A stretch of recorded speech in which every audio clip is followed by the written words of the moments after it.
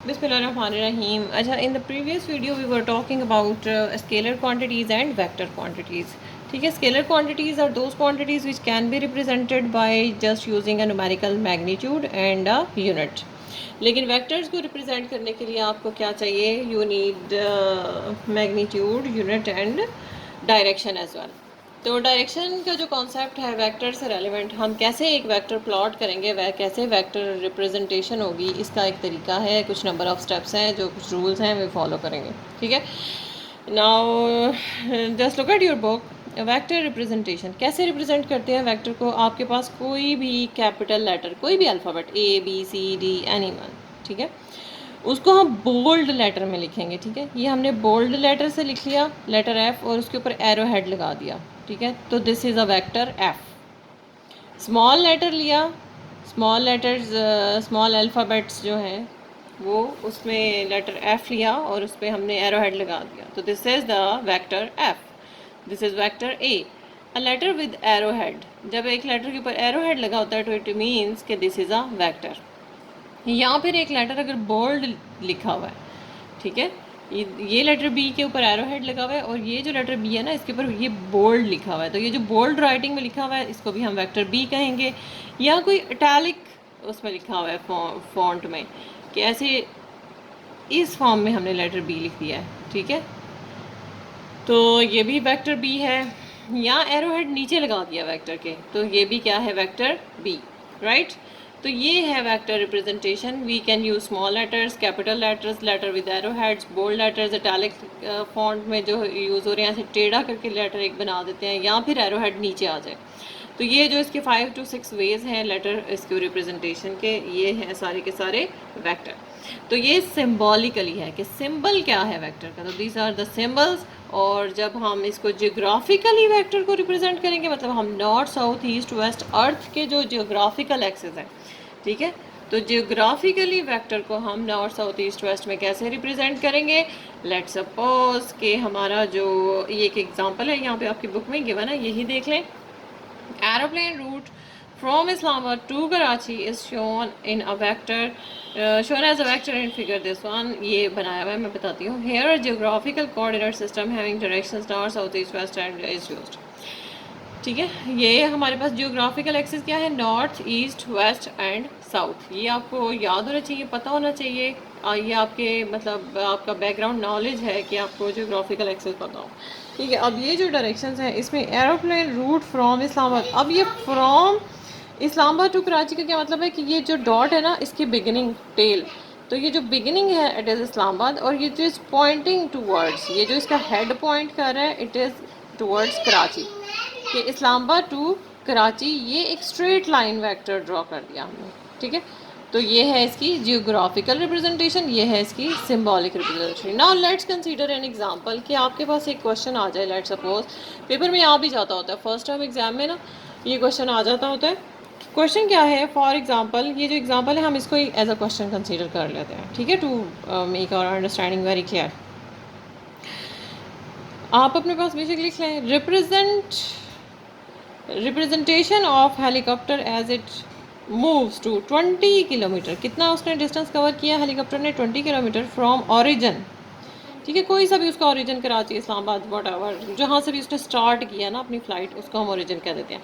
20 kilometre from origin towards 60 degree south of west. उसका angle उसने बता दिया 60 डिग्री साउथ ऑफ वेस्ट. तो इसको हम कैसे रिप्रेजेंट करेंगे कि हमारे पास एक हेलीकॉप्टर का रूट हो? हम इसको ईजी वर्ड्स में लिख लें. यहाँ पे एक क्वेश्चन आप लिख लें. Represent 20 kilometre distance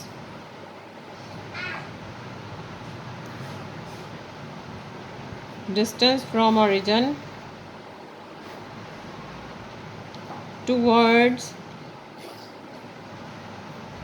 60 degree south of waste.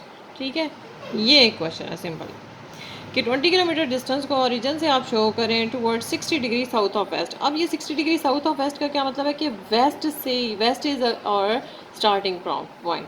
कि वेस्ट से, ये वेस्ट डायरेक्शन से हमारी फ़्लाइट स्टार्ट होगी और टुवर्ड्स हम साउथ जाएंगे, ठीक है। साउथ ऑफ वेस्ट का ये मतलब है कि we are moving towards south from west. अब इसके नंबर ऑफ़ स्टेप्स देख लें। सबसे पहले हमने क्या करना है, 20 किलोमीटर डिस्टेंस है ना। अब ये 20 किलोमीटर की, मैं इधर इतना बड़ा वेक्टर, इतनी बड़ी 20 किलोमीटर की इतनी बड़ी लाइन मैं नहीं लगा सकती। दैट्स वाई मैं इसकी स्केलिंग कर लूँगी कि मैं 20 किलोमीटर को स्केल कर लूँगी, ठीक है। Choose and draw coordinate system. सबसे पहले क्या करना है, पहला स्टेप है जी कोऑर्डिनेट सिस्टम बना लें, नॉर्थ साउथ ईस्ट वेस्ट, ठीक है। ये कोऑर्डिनेट सिस्टम मैंने ये एक्सेस बना लिए हैं, कोऑर्डिनेट्स बना लिए हैं सबसे पहले, ठीक है। नॉर्थ साउथ ईस्ट वेस्ट ये कोऑर्डिनेट्स हो गए। Select suitable scale. Suitable scale मुझे क्यों चाहिए था कि ये 20 किलोमीटर की लाइन जो है वो इतनी बड़ी लाइन पेपर पे नहीं लग सकती।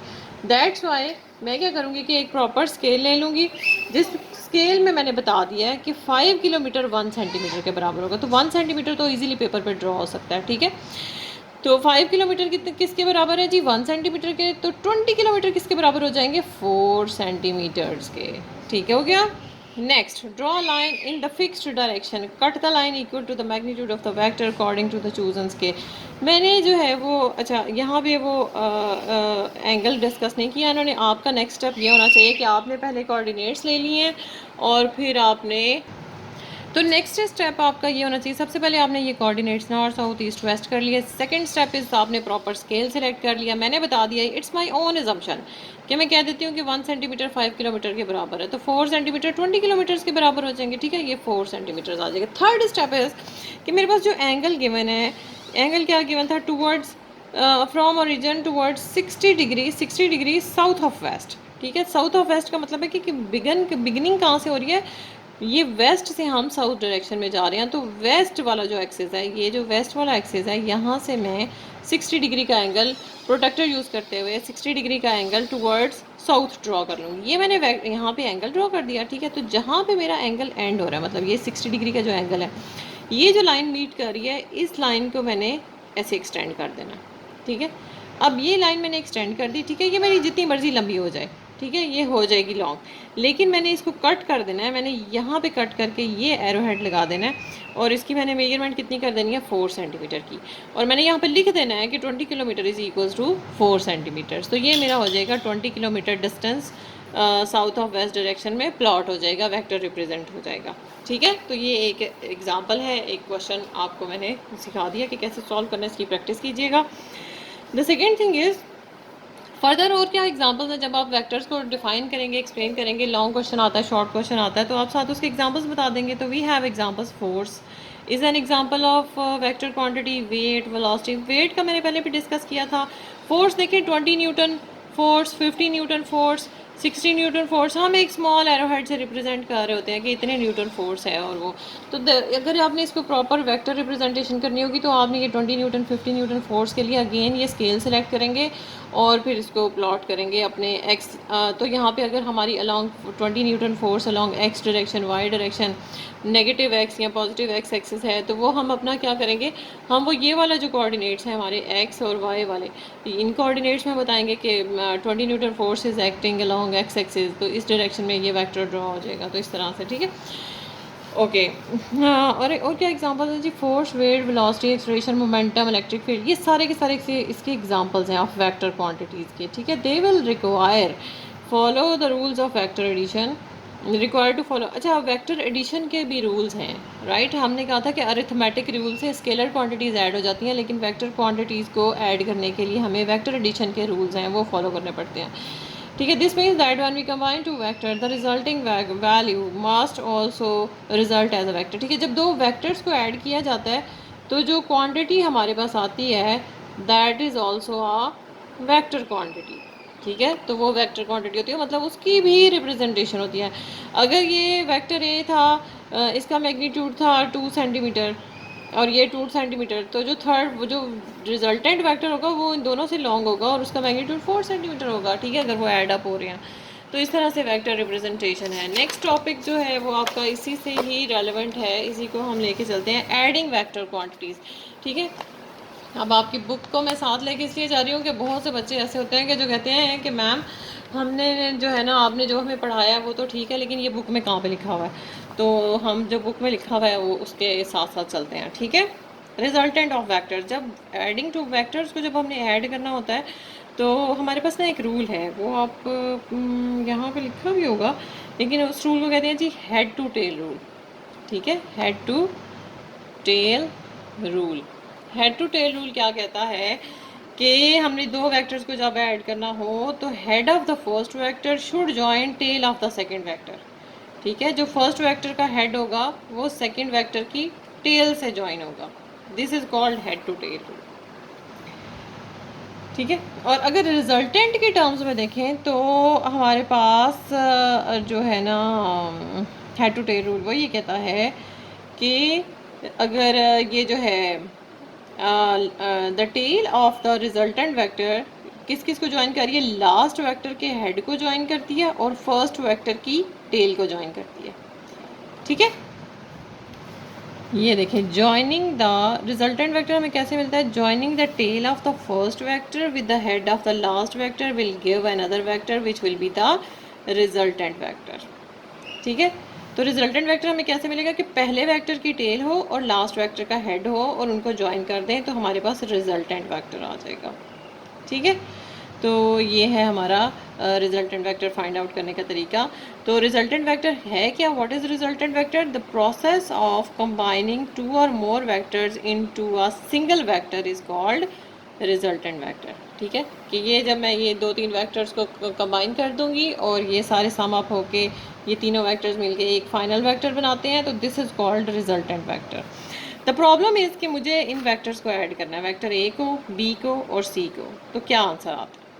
इनको ऐड करूँगी मैं, head of the first vector should join the tail of the second vector. ठीक है, ये इसका हेड इसकी टेल से ज्वाइन किया, फिर नेक्स्ट वेक्टर जो है वो इसकी हेड पे प्लॉट किया। ठीक है, जो भी इसकी मेजरमेंट थी मैंने इनको फ़िलहाल for simplicity A B C कह दिया।